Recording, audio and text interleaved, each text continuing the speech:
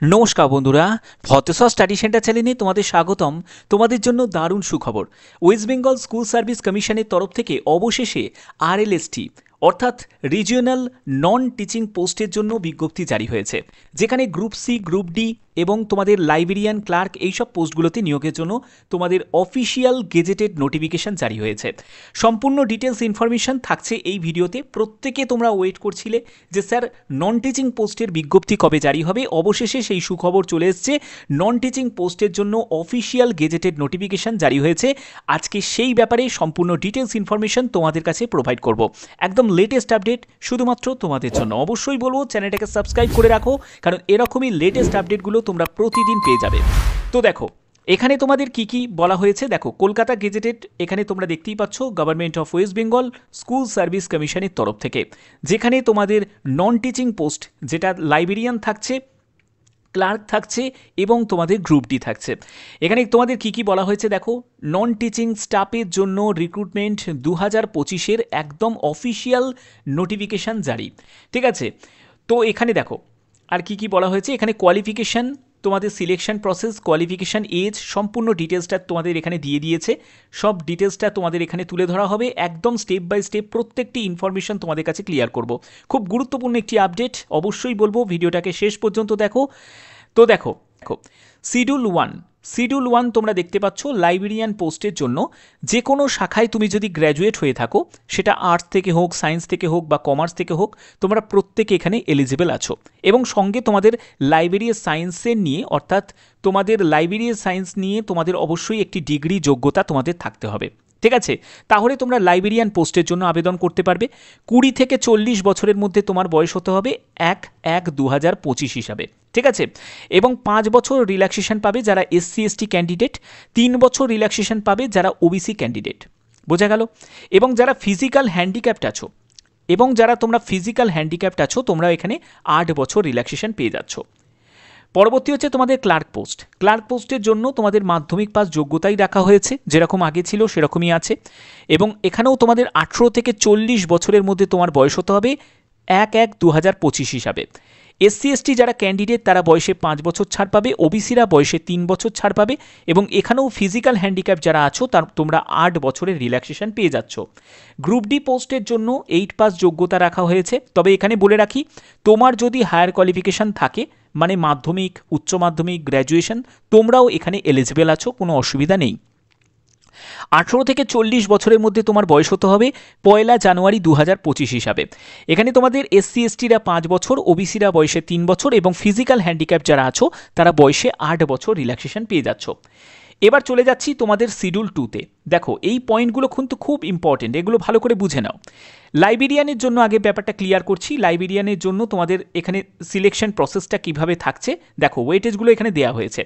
Written exam OMR base হবে, সেখানে 75 marks থাকছে। অ্যাকাডেমিক কোয়ালিফিকেশান, যেখানে প্রফেশনাল কোয়ালিফিকেশানের ওপর তোমাদের 10 মার্কস থাকছে এবং সিমিলার এক্সপিরিয়েন্সের ওপর 5 মার্কস থাকছে। এখানে বলছে যে 1 মার্ক ফর ইচ কমপ্লিটেড ইয়ার, অর্থাৎ প্রতি বছরের জন্য, মানে 1 বছর যদি তোমার এক্সপিরিয়েন্স থাকে তুমি 1 নম্বর পাবে, 2 বছর যদি তোমার এক্সপিরিয়েন্স থাকে তুমি 2 নম্বর পাবে, এরকম করে তো কিন্তু তোমাদের নাম্বার দেওয়া হবে, ঠিক আছে। তোমার যদি সর্বোচ্চ 5 বছরের এক্সপিরিয়েন্স থাকে তাহলে তুমি 5 নম্বর পাবে, বোঝা গেল। এবার তোমাদের ওরাল ইন্টারভিউ থাকবে, যেখানে তোমাদের 10 মার্কস থাকছে, ঠিক আছে। ক্লার্কের ক্ষেত্রে কি হচ্ছে, ক্লার্কের ক্ষেত্রে দেখো রিটিন এক্সাম OMR বেস, সেখানে 60 নম্বর থাকছে।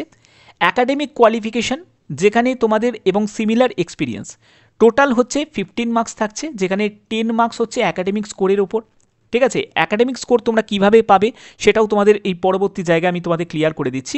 যেখানে তোমাদের 10 মার্কস থাকছে এবং তোমাদের সিমিলার এক্সপিরিয়েন্সের উপর তোমাদের 5 মার্কস থাকছে, অর্থাৎ তুমি যদি 1 বছরের এক্সপিরিয়েন্স থাকে তুমি 1 নম্বর পাবে, 2 বছরের এক্সপিরিয়েন্স থাকলে তুমি 2 নম্বর পাবে, এরকম তোমাদের থাকছে।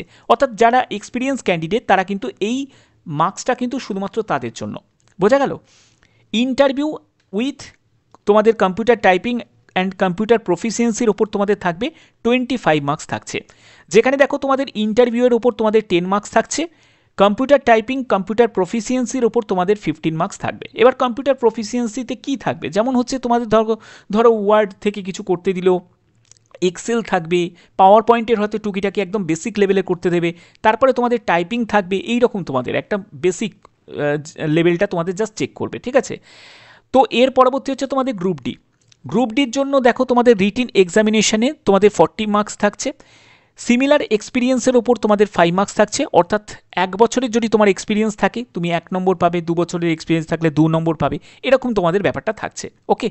এরপরে হচ্ছে তোমাদের ওরাল ইন্টারভিউ থাকছে, সেখানে 5 মার্কস থাকছে, অর্থাৎ তোমাদের টোটাল 50 মার্কসের ভিত্তিতে তোমাদের সিলেকশন করা হচ্ছে এই গ্রুপ ডি পোস্টের জন্য। বাদবাকি তোমরা দেখতেই পেলে যে এখানে ক্লার্কের জন্য যে মানে 100 মার্কসের ভিত্তিতে তোমাদের সিলেকশন করা হচ্ছে, তোমাদের লাইব্রেরিয়ানের জন্য সেখানেও তোমাদের 100 মার্কসের ভিত্তিতে তোমাদের সিলেকশন করা হচ্ছে, ঠিক আছে। এবার দেখো তোমরা এখানে দেখে নাও যে তোমরা কেমন তোমাদের মার্কসগুলো দেওয়া হবে অ্যাকাডেমিক কোয়ালিফিকেশানে, কিভাবে তোমাদের শেয়ার করা হবে মার্কসগুলো। তোমাদের যারা যারা তোমরা লাইব্রেরিয়ান পোস্টের জন্য আবেদন করবে, তোমাদের ব্যাচেলার ডিগ্রি দেখো এখানে 10 মার্কস, ফুল মার্কস থাকছে 10, যেখানে দেখো 6 নম্বর তুমি পাবে। তোমার যদি ব্যাচেলার ডিগ্রি মানে গ্র্যাজুয়েশন যদি করা থাকে, তুমি যদি অনার্স গ্র্যাজুয়েট হয়ে থাকো, তাহলে সেক্ষেত্রে তুমি 6 নম্বর পাবে যদি তুমি ফার্স্ট ডিভিশন পেয়ে থাকো। আর তুমি যদি সেকেন্ড ডিভিশনে পাস করে থাকো তুমি 4 নম্বর পাবে, যদি তুমি থার্ড ডিভিশনে যদি পাস করে থাকো তাহলে তুমি 2 নম্বর পাবে, বোঝা গেল, ঠিক আছে। এবং দেখো তোমরা যারা পাস কোর্সে যারা পাস করেছো তাদের ক্ষেত্রে এরকম তোমাদের ওয়েটেজগুলো দেওয়া আছে, 4 নম্বর পাবে টোটাল মোট, মানে এখানে সর্বোচ্চ 4 নম্বর পাবে। যদি ফার্স্ট ডিভিশনে তুমি পাস কোর্সে পাস করে থাকো তাহলে তুমি 4 নম্বর পাবে, সেকেন্ড ডিভিশনে যদি পাস করে থাকো তুমি তাহলে 3 নম্বর পাবে, যদি থার্ড ডিভিশনে যদি পাস করে থাকো তাহলে 2 নম্বর পাবে, বোঝা গেল। এরপরে হচ্ছে স্পেশাল অনার্স, এগুলো সবই কিন্তু অর দেওয়া আছে, ভালো করে দেখে নেবে, ঠিক আছে। এরপরে হচ্ছে তোমাদের ডিগ্রি, লাইব্রেরি সায়েন্সের তোমাদের যেহেতু ডিগ্রি থাকতে হবে, তো সেখানেও কিন্তু সর্বোচ্চ তোমাদের 4 নম্বর আছে। তুমি যদি লাইব্রেরি সায়েন্সে যদি ফার্স্ট ডিভিশনে ফার্স্ট ক্লাস যদি পেয়ে থাকো তাহলে তুমি 4-এ 4ই পেয়ে যাবে, যদি তুমি সেকেন্ড ক্লাসে পাস করে থাকো তাহলে তুমি 3 পেয়ে যাবে, যদি থার্ড ক্লাসে তুমি যদি পাস করে থাকো তাহলে তুমি 2 পেয়ে যাবে। এরপরে চলে যাচ্ছি ক্লার্কের জন্য একাডেমিক কোয়ালিফিকেশানে কীভাবে তোমাদের মার্কসটা শেয়ার করা হবে। টোটাল মার্কস থাকছে হচ্ছে 10 মার্কস থাকছে, যেখানে তুমি যদি ফার্স্ট ডিভিশনে যদি পাস করে থাকো, মানে মাধ্যমিকে যদি তুমি ফার্স্ট ডিভিশন পেয়ে থাকো তাহলে তুমি 10 মার্কসই পেয়ে যাবে, যদি তুমি সেকেন্ড ডিভিশনে পাস করে থাকো তাহলে তুমি 8 মার্কস পাবে, যদি তুমি থার্ড ডিভিশনে পাস করে থাকো তাহলে 6 মার্কস পাবে, বোঝা গেল। আচ্ছা, এর পরবর্তী এখানে তোমাদের ব্যাপারটা তোমাদের কাছে ক্লিয়ার করেই দিয়েছি, যেগুলো যেগুলো তোমাদের মেন মেন ইম্পর্টেন্ট পয়েন্টগুলো ছিল। তো এবার তোমাদের অনেকের প্রশ্ন জাগবে যে স্যার সিলেবাসটা কি। দেখো সিলেবাস রিলেটেড আমি কিন্তু অলরেডি তোমাদের ভিডিও দিয়ে দিয়েছি, তবুও তোমাদের এই ব্যাপারটা আমি ক্লিয়ার করেই দিচ্ছি যে সিলেবাসটা তোমাদের কি থাকবে। সিলেবাসে তোমাদের দেখো লাইব্রেরিয়ানের ক্ষেত্রে বলে রাখি যে লাইব্রেরিয়ান নিয়ে যেহেতু তোমাদের যোগ্যতা থাকতে হবে, তো লাইব্রেরিয়ানে তোমাদের যে ডিগ্রি যে সাবজেক্টগুলো সেগুলো তোমাদের থাকবে, এটাই তোমাদের এখানে এই সাবজেক্টের ওপরই কিন্তু তোমাদের থাকবে, ওকে। পরবর্তী হচ্ছে তোমাদের গ্রুপ সির জন্য, গ্রুপ সি ক্লার্ক। দেখো জিকের ওপর তোমাদের 15 মার্কস থাকছে, কারেন্ট অ্যাফেয়ার্সের ওপর তোমাদের 15 মার্কস থাকবে, এবং তোমাদের এখানে পরবর্তী দেখো ইংলিশের ওপর তোমাদের থাকবে 15 মার্কস, এবং তোমাদের অ্যারিথমেটিকের ওপর তোমাদের 15 মার্কস থাকবে, যেরকম আগে ছিল সেরকমই কিন্তু আছে। এবং অবশ্যই বলবো এর জন্য যদি অনেকেই তোমরা বলছিলে যে স্যার একটা বই সাজেস্ট করে দিন জেনারেল ইংলিশের জন্য, আমি বলবো যে পিকে দে সরকার খুব ভালো একটি বই। পিকে দে সরকারের বই যদি না থাকে তাহলে কলেজ স্ট্রিট বা অন্য জায়গা থেকে তোমরা কিনে নিতে পারো। এটা কিন্তু গ্রামারের জন্য একদম বেস্ট বই, আমি তো বলবো যে গ্রামারের জন্য এর কোনো বিকল্প নেই, কারণ পিকে দে সরকারের বই কিন্তু খুব ভালো একটি বই। তো এটার জন্য তোমরা পিকে দে সরকার স্টাডি করতে পারো। এছাড়া তোমাদের দেখো অ্যারিথমেটিকের জন্য আমি যেটা বলবো সেটা হচ্ছে আর এস আগরওয়ালের বই কিন্তু যথেষ্ট ভালো, তোমাদের এখন বাংলা ভার্সানেও কিন্তু আর এস আগরওয়ালের বই কিন্তু পাওয়া যাচ্ছে, তোমরা অবশ্যই সেটাও কিন্তু পারচেস করতে পারো। তারপরে দেখো তোমাদের কারেন্ট অ্যাফেয়ার্সের জন্য প্রতিযোগিতা দর্পণ আছে, তারপরে পেশা প্রবেশ আছে, আরও অনেক আছে। কারেন্ট অ্যাফেয়ার্সের জন্য অনেক কিছুই আছে, তবে 15 মার্কসের জন্য খুব একটা বেশি ঘাবড়ানোর কিছু নেই। জিকে ওয়েস্ট বেঙ্গল জিকের ওপর বেশি করে ফোকাস করবে, যেগুলো তোমাদের যেহেতু মানে রাজ্য সরকারের যে বিভিন্ন প্রকল্পগুলো আছে এই প্রকল্পগুলো অবশ্যই কিন্তু ভালো করে মাথায় রাখতে হবে। বিভিন্ন যেসব প্রকল্পগুলো হয়েছে সেই প্রকল্পগুলো কিন্তু তোমাদের খুব ইম্পর্টেন্ট, এগুলো থেকে কিন্তু প্রশ্ন আসে, ওকে। তো এর পরবর্তী হচ্ছে গ্রুপ ডির জন্য চলে যাচ্ছি। গ্রুপ ডির জন্য দেখো তোমাদের জিকে 15 মার্কস একদম সেরকমই থাকছে, কারেন্ট অ্যাফেয়ার্সের ওপর 15 মার্কস, অ্যারিথমেটিকের ওপর 15 মার্কস, ঠিক আছে। এখানেই এটাই যে যারা যারা ইংলিশে কাঁচা আছো তাদের জন্য গ্রুপ ডির ক্ষেত্রে কোনো চিন্তা করার কিছু নেই, কারণ গ্রুপ ডিতে ইংলিশটা থাকছে না। বাদবাকি দেখো এই হচ্ছে তোমাদের সম্পূর্ণ আপডেট, এটা তোমাদের প্রত্যেকের জন্য দারুণ একটি খুশির খবর তোমরা ওয়েট করছিলে যে স্যার নন টিচিংয়ের জন্য বিজ্ঞপ্তি কবে জারি হবে, অবশেষে সেই বিজ্ঞপ্তি তোমাদের জারি হয়ে গেল। তো যাই হোক, এর জন্য প্রস্তুতি কিন্তু শুরু করে দাও, আর কিন্তু হাতে বেশি সময় নেই। যেহেতু এই সুযোগটাকে প্রত্যেকে কাজে লাগাবে, তার জন্য তোমাদের কিন্তু সেই রকমভাবে নিজেকে তৈরি করতে হবে। বাদবাকি যে কোনো আপডেটের জন্য আমি একটাই কথা বলবো, চ্যানেলটাকে সাবস্ক্রাইব করে রাখো, বেল আইকনটাকে অল করে রাখো, যাতে তোমাদের কাছে নতুন নতুন আপডেটগুলো পৌঁছে দিতে পারি। এখনের মতো এটুকুই, টাটা।